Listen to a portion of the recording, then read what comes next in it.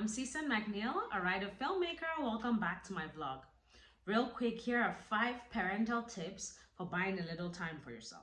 Tip number 1, clean up while they're awake. When they're asleep, that's you time.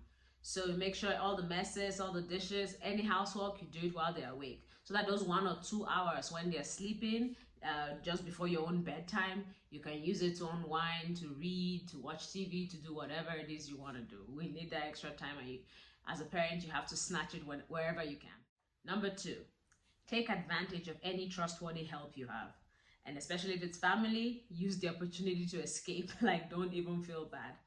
I remember when my kid was like 7 months old, and my little brother, who was just 10, he asked me if he could hold her for a while. And at first I was hesitant, but I needed to use the restroom and shower and do a bunch of things. So I said, why not? And then he ended up holding her for hours.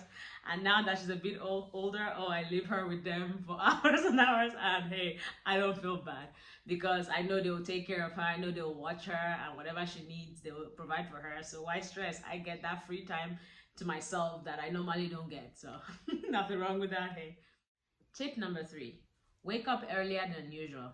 Honestly, this entire year I've been waking up every day at 5:30, and my kid doesn't wake up till at least around 7.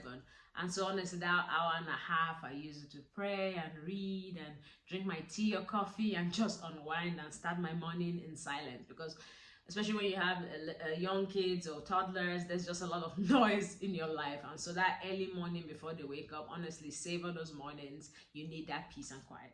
Tip number 4, don't be lazy or procrastinate whenever they're not around.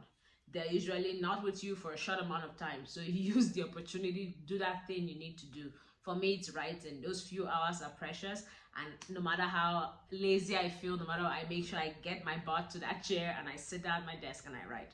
Because if I don't utilize those few hours, then they're gone and I don't have them again. And lastly, tip number 5, honestly, sleep when they do.